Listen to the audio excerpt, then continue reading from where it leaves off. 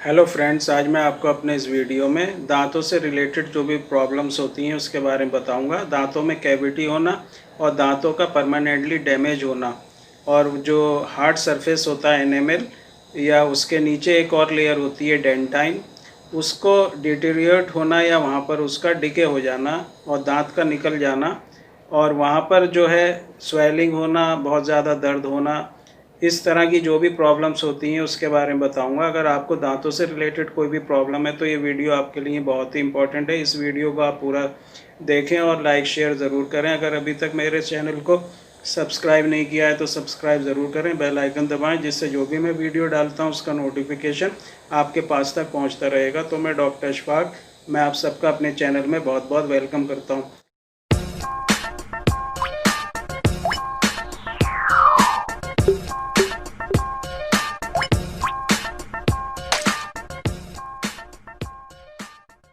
दोस्तों, दांतों से रिलेटेड जो प्रॉब्लम है वो आज के टाइम में जो सबसे ज़्यादा कॉमन प्रॉब्लम है उसमें से एक प्रॉब्लम है, और बहुत से लोगों को 80% लोगों के दांतों में कोई ना कोई प्रॉब्लम आज के टाइम में है। और ये जो प्रॉब्लम है ये कई तरह के जो फैक्टर्स होते हैं उसके कम्बिनेशन का एक रिज़ल्ट है, जिसमें बैक्टीरिया, अगर आपके दांतों में या मुंह में बैक्टीरिया है, या वहाँ पर आप बहुत ज़्यादा मीठा खाते हैं और अपने दांतों को साफ़ नहीं करते, तो ये सब तरह की जो भी फैक्टर्स होते हैं उसका रिज़ल्ट ये होता है कि हमारे दांत जो है ख़राब होने लगते हैं, उसमें कैविटी होने लगती है। और ये जो जनरली जो स्पेशली बहुत ज़्यादा जो कॉमन होती है प्रॉब्लम, ये बच्चों में या टीनेजर्स में या एडल्ट्स में ये प्रॉब्लम होती है, लेकिन इन्फेंट्स जो बहुत छोटे बच्चे होते हैं उसमें भी ये प्रॉब्लम बहुत ज़्यादा देखी गई है। और अगर इसका ट्रीटमेंट आप टाइम पर नहीं करेंगे तो ये जो है आपके इन्फेक्शन या ये जो कैविटी है आपके जो रूट होती है दांतों की वहाँ पर पहुँचेगा, उससे आपको बहुत ज़्यादा प्रॉब्लम होगी, बहुत ज़्यादा दर्द होगा, इतना होगा कि आप उसको बर्दाश्त भी नहीं कर पाएंगे, और वहाँ पर स्वेलिंग होगी और बहुत ज़्यादा पेन होगा, जिससे आपको बहुत ज़्यादा परेशानी आगे चलकर होगी। तो अगर इस तरह की कोई भी आप प्रॉब्लम देखते हैं, आपके दांतों में किसी भी तरह का कोई भी निशान है काला या ब्राउन कलर का, या वहाँ पर कैविटी हो रही है, तो आप एकदम इसको किसी डॉक्टर को, डेंटिस्ट को दिखाएं। अब मैं आपको कुछ सिम्टम्स बताऊंगा। अगर आपके दांतों में कोई भी प्रॉब्लम है तो उसके क्या सिम्टम्स होंगे।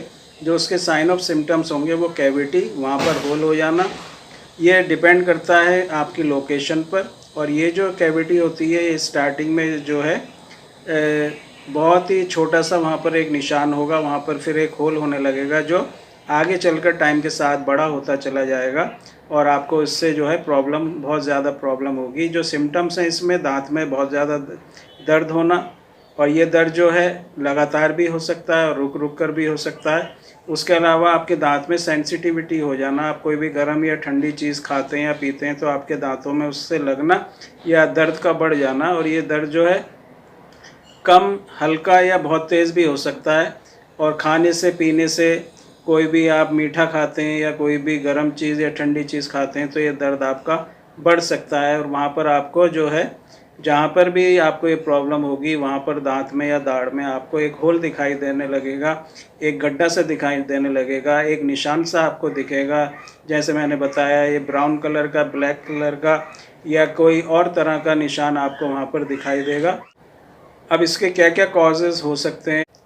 टूथ डिके, कैविटीज़ आगे चल के क्या है, दांत की जो वहाँ से निकाल देना, क्योंकि दांत आपका वहाँ पर सड़ेगा, गलेगा तो फिर वहाँ से निकल जाएगा।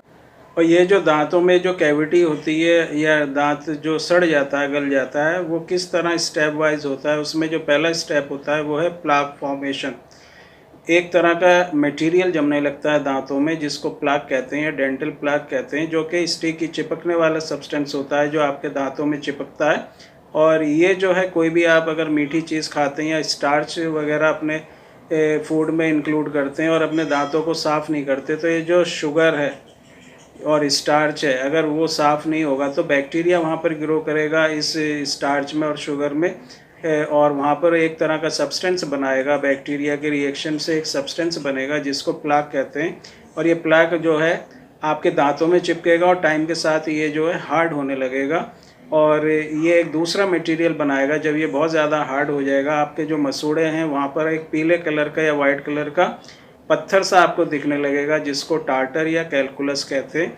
और जब ये पत्थर टाइप का एक मटेरियल बन जाता है, जो हार्ड हो जाता है, तो इसको निकालना फिर और भी ज़्यादा मुश्किल होता है। और ये बैक्टीरिया इसके अंदर ये जो बैक्टीरिया होता है ये इसके अंदर प्रोटेक्टेड रहता है। जो ये मटेरियल होता है, हार्ड मटेरियल, ये पत्थर जिसको कह सकते हैं, उसके अंदर बैक्टीरिया अपना काम करता रहता है। उसके बाद जो दूसरा स्टेप है वो है प्लाक अटैक्स। इसके बाद क्या होता है, जो एसिड होता है प्लाक में, वो आपके जो दांतों में जो मिनरल्स होते हैं, जो आपके दांतों को बहुत ज़्यादा हार्ड बनाते हैं।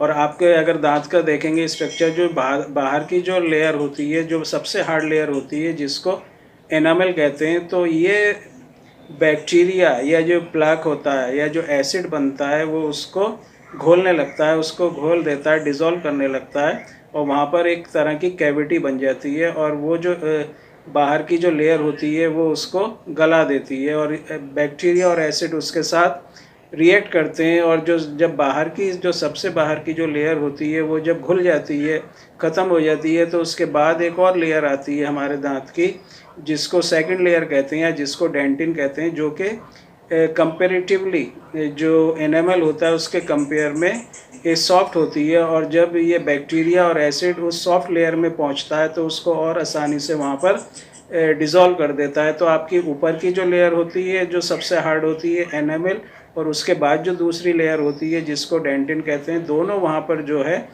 घुल जाती है, ख़त्म हो जाती है, और आपका दांत जो है एक सेंसिटिव बन जाता है बहुत ज़्यादा। फिर आप अगर अब कोई भी चीज़ खाएंगे या पिएंगे गर्म या ठंडा, तो आपके दांतों में बहुत तेज़ी से लगेगा, और इस तरह से ये प्रोसेस होता है। इसके अलावा ये जो डिस्ट्रक्शन होता है ये कंटिन्यू प्रोसेस है, ये और आगे को चलता है।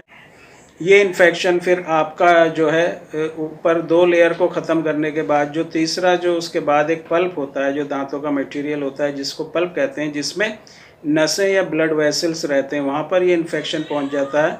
और आपका जब ये पल्प में पहुँचता है तो वहाँ पर आपको स्वेलिंग होने लगती है, इरिटेशन होने लगता है, और बैक्टीरिया जब वहाँ पर पहुँचता है तो बहुत ज़्यादा आपको पेन होता है, और आप बहुत ज़्यादा जो है दांत आपका दर्द करने लगता है। और जो नसें होती हैं, जो ब्लड वेसल्स होते हैं, वहाँ पर जब ये इन्फेक्शन पहुँचता है तो दर्द जो है बहुत ज़्यादा बढ़ जाता है, और आपको बहुत ज़्यादा डिस्कम्फर्ट फील होती है, और आप बहुत ज़्यादा दर्द से परेशान हो जाते हैं।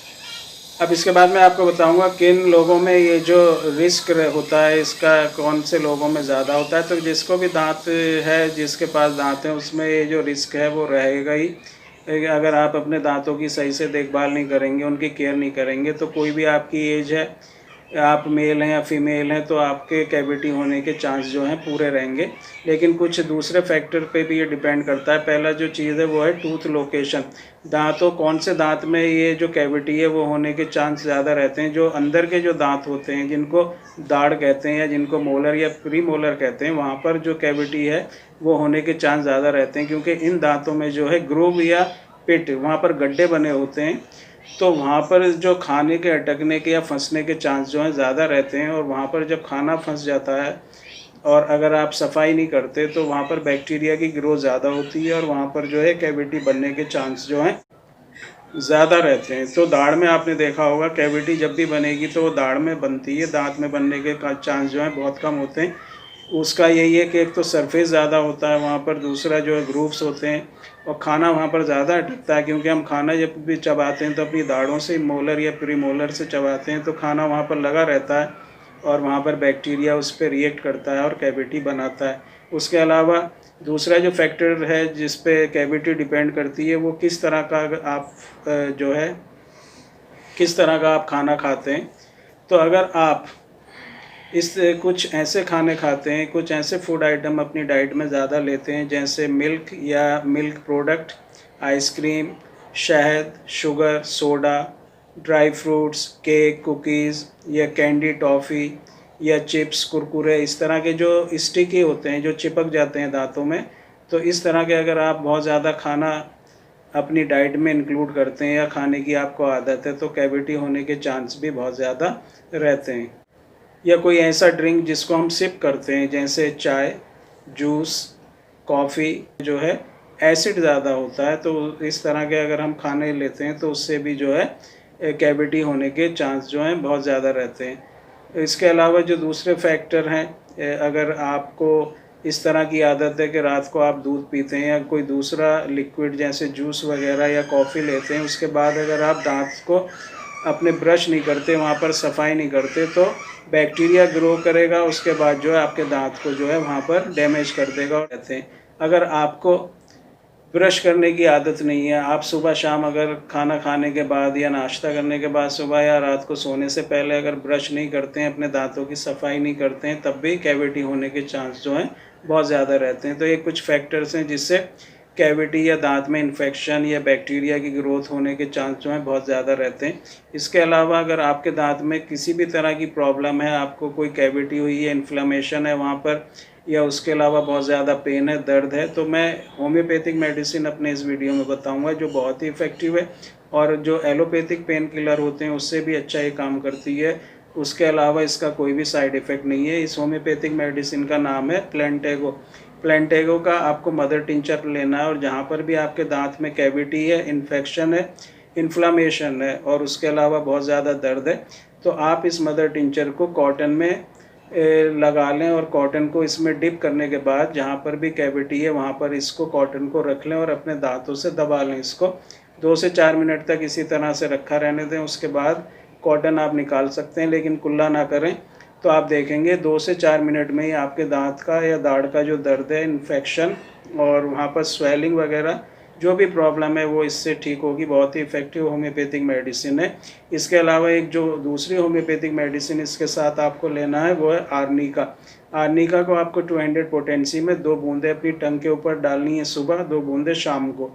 तो एक मेडिसिन आपको लगाना है, दूसरी मेडिसिन आपको इनटेक के लिए मैंने बताई है आर्निका 200 और प्लेंटेगो मदर टिंचर, दोनों मेडिसिन यूज़ करेंगे तो कुछ ही दिनों में आपके दांत की जो इन्फेक्शन है वो भी ठीक होगा, स्वेलिंग भी ठीक होगी। अगर कैविटी है तो कैविटी भी आगे को नहीं बढ़ेगी और अगर वहाँ पर बैक्टीरिया की ग्रोथ है तो वो बैक्टीरिया भी वहाँ पर मरेगा और ख़त्म हो जाएंगे और आपके दांत जो है एकदम हेल्थी रहेंगे। बहुत ही effective homeopathic medicine plantago mother tincture और आर्निका 200, ये मेडिसिन आप यूज़ करेंगे तो आपके दांत जो है हमेशा हेल्थी और स्ट्रॉन्ग रहेंगे।